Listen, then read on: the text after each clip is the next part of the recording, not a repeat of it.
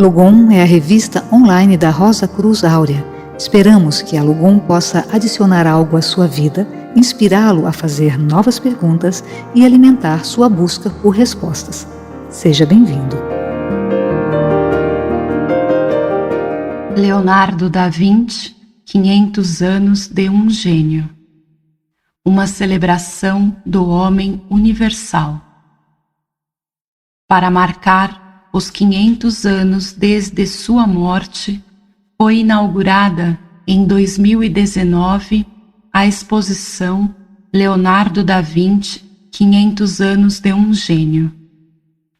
É considerada a investigação mais completa e detalhada sobre o trabalho de Leonardo da Vinci. Está circulando o globo e já marcou presença em Almaty, Atenas, Denver, Florença, Ottawa, Richmond, Seul, São Paulo e Tel Aviv. A mostra vai além da forma tradicional de exibir obras de arte. O visitante é imerso num ambiente repleto de estímulos sensoriais, cheio de luz, cor e som. Ficamos absortos pelo ambiente externo, pelas incríveis criações de Da Vinci. Além disso, ao visitante que se permite se abrir ao incognoscível, é possível voltarmos aos simbolismos que remetem a um processo de transformação que ocorre no nível interior do ser humano, que aponta para um aspecto perene e atemporal. 3 diferentes maneiras de interpretar símbolos. No que se refere à interpretação de símbolos no geral, o filósofo Orígenes, 185-254, um dos grandes expoentes da filosofia do cristianismo primitivo, falou de 3 possibilidades: a carnal, a psíquica e a espiritual. A visão carnal corresponde à interpretação apenas histórica. A psíquica é uma interpretação baseada na fé. Nela, processos históricos são interpretados no sentido de uma história de salvação, a qual satisfaz no homem terreno necessidades psicológicas como as sensações de segurança, proteção e amor. A espiritual é o ponto de vista em que, a partir do histórico, real ou aparente, manifestam-se leis espirituais eternas que podem ser vivenciadas por cada indivíduo no presente. Um caminho cujo objetivo é fazer-nos interiormente sensíveis à luz e ao fluido do Espírito, assim como abrir-nos para o sentido mais íntimo e para o mistério da vida e da eternidade. A divindade se aproxima do homem por meio de inúmeros sinais e constrói, assim, uma ponte para o conhecimento. Todo homem é um artista. Atualmente, as influências da era de Aquário agem poderosamente sobre a consciência. Influências similares ocorreram na Renascença, há aproximadamente 600 anos, quando as formas de expressão e os dogmas, inclusive na arte, foram quebrados. Um exemplo é o desenvolvimento de um novo sentido do espaço pela utilização e controle da perspectiva na pintura. Devido a essa percepção trazida pela arte, uma grande mudança ocorreu na consciência, o que, para muitos homens, provocou medo e rejeição. No início do século XX, o conceito de espaço-tempo foi igualmente revisto e colocado num contexto totalmente novo. O espaço e o tempo foram relativizados tanto no nível da arte como no das ciências. Com a organização espacial das imagens, Picasso deu nascimento ao cubismo, e nesse mesmo período, início do século XX, 1905, 1907, Einstein trabalhava na teoria da relatividade, por meio da qual demonstrou cientificamente a relatividade do tempo. Pensar em 3 dimensões está ultrapassado. No contexto da relatividade do tempo e do espaço, surge uma nova luz. Estamos no limiar de uma nova dimensão. O conhecimento e a força universais nos impulsionam para uma realização. Quais são as características dessa nova dimensão?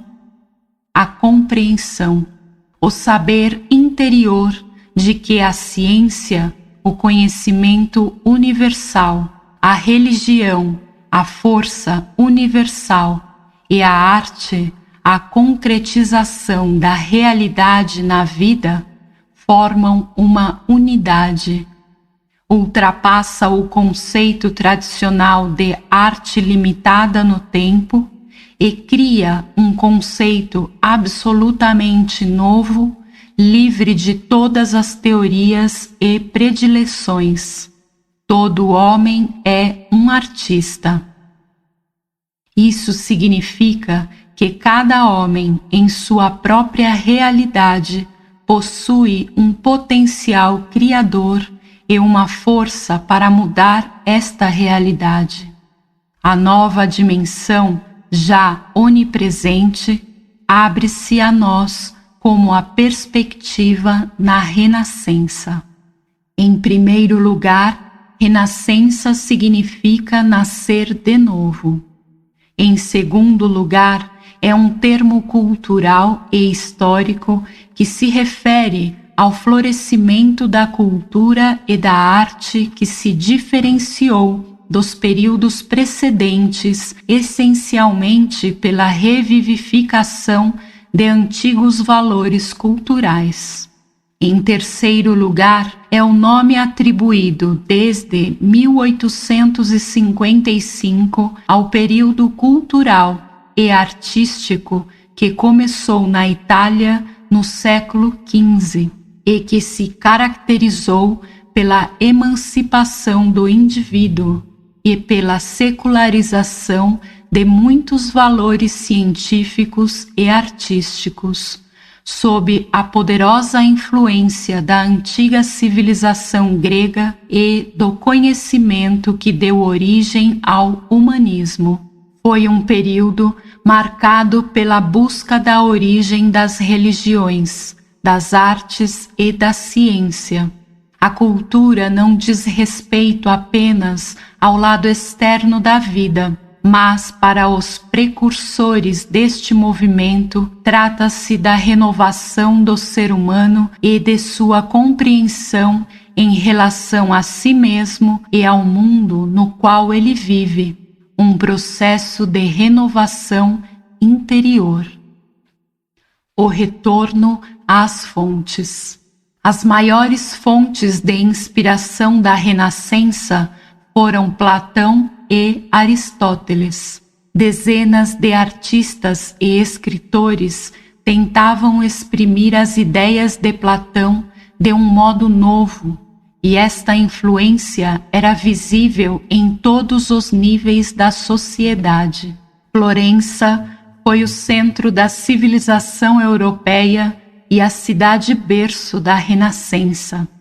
E de lá, a família Médici, na figura de Cosme de Médici, foi a grande responsável pela propagação dos antigos textos da Grécia. Marcílio Ficino teve papel preponderante na redescoberta dos filósofos gregos. foi o principal disseminador do novo pensamento da época, fundando a Academia Neoplatônica, cujo inteiro foco era a pesquisa da relação entre Deus, o cosmo e o homem como microcosmo.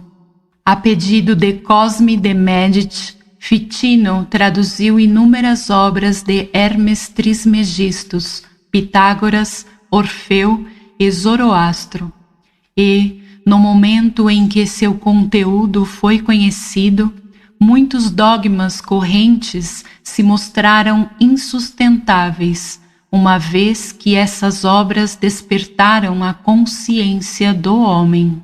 Havia uma grande aspiração a um renascimento espiritual, ao restabelecimento espiritual do homem original que ameaçava perder-se na matéria. A revivificação da arte e da filosofia antigas foi colocada a serviço desta aspiração à perfeição. Ad fontes, o retorno às fontes, foi o lema da época. Leonardo da Vinci e o homem universal. Um dos principais conceitos da Renascença é o de homem universal, e Leonardo da Vinci personificou os padrões do homem renascentista, tendo sido pintor, escultor, arquiteto, engenheiro, cientista e músico. Da Vinci deixou contribuições nas artes, entre elas uma das maiores pinturas na história das artes, La Gioconda, a Mona Lisa. Paralelamente, realizou inúmeros experimentos científicos, entre eles os projetos de engenharia que assombraram sua época, como salva-vidas, bicicletas, paraquedas e até mesmo um helicóptero. No desenho, era um mestre da perspectiva. Este constitui um efeito pictórico que insere o observador no espaço representado no desenho. Ao contrário das obras produzidas anteriormente, em que a ideia da onisciência de Deus fornecia parâmetros como ponto de vista. Para Leonardo, o corpo humano era uma máquina complexa e avançada, capaz de uma diversidade de movimentos. Ele explorou a maneira em que as formas determinam o comportamento físico de humanos e animais, e o modo pelo qual os humanos expressam seus sentimentos. Acima de tudo, ele se perguntava quais são os mecanismos ocultos que governam a própria vida. O Homem Vitruviano, de Leonardo da Vinci, ilustra a teoria da proporção postulada pelo arquiteto romano Vitrúvio no século I a.C. Ele retrata a proporção áurea, ou as proporções perfeitas do corpo humano. A proporção áurea é a relação harmoniosa entre os elementos de uma forma que ocorre em toda a natureza. Para os pensadores renascentistas, tais proporções eram matemática e esteticamente agradáveis e essenciais à estrutura do universo. O corpo humano ideal refletiria tais proporções. O homem vitruviano representa duas imagens sobrepostas de um corpo, uma inscrita em um círculo e outra em um quadrado. O novo homem se posiciona como um pentagrama áureo, eleva-se como um ser alado no interior do círculo perfeito de seu corpo renovado. O pentagrama é a representação do homem microcósmico. A pêntada, o 5, foi relacionada com o éter, o quinto elemento, que, sendo diferente e único, sempre permanece inalterável. Os antigos alquimistas designavam o termo quintessência com um quinto elemento, ao qual também denominavam éter ou alma. A representação geométrica da pêntada consistia no pentagrama místico pitagórico, o pentalfa. Foi um diagrama simbólico essencial no que se refere ao esoterismo geométrico. Sua repercussão na filosofia e nas artes foi muito notável. Sua influência chega até nós através de personalidades como Platão e Vitrúvio. Muitos grandes do Renascimento, como Leonardo da Vinci, beberam da fonte de luz da ciência geométrico-esotérica. A razão áurea, ou divina proporção, o número áureo, é representada pela letra grega φ, um número irracional que descreve a relação entre o lado do pentágono e sua diagonal. Na Grécia Antiga, a proporção áurea representava a mais bela e harmônica proporção que se podia imaginar. Para Platão, a geometria é um tipo de conhecimento intermediário entre o sensível e o puramente intangível e, portanto, um método para direcionar a alma para o ser eterno. Uma escola preparatória para um espírito científico capaz de direcionar as atividades da alma para coisas sobre-humanas.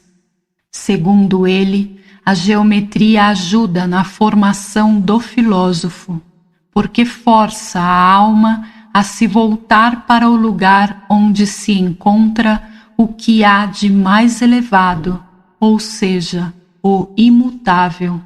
A geometria sagrada foi concebida como expressão do plano divino manifestado no mundo físico, isto é, como padrão metafísico ou gênese de toda a forma manifestada, pois, com efeito, por trás de cada padrão natural de crescimento se revela uma estrutura geométrica.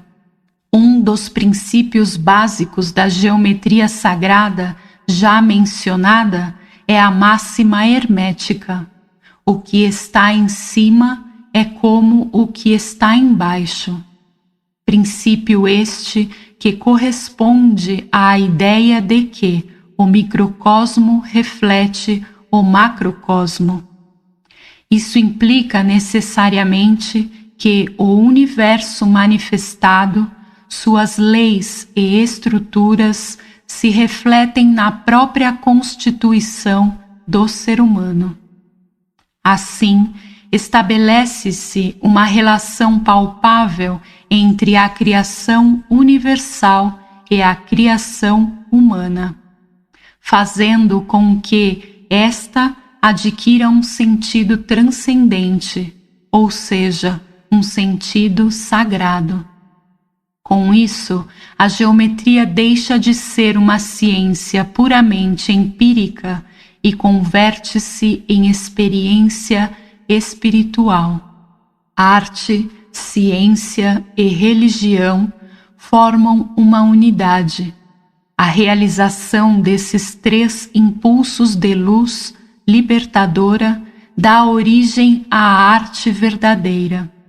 O impulso ideal, o conhecimento universal, o anelo vital, a energia universal, o impulso realizador, a arte universal. O artista, em verdade, todo ser humano que se baseia nesses três impulsos e testemunha assim do reino da luz, seja mediante a forma, a cor ou o som, manifesta no mundo algo da vida original e cria, assim, uma ponte.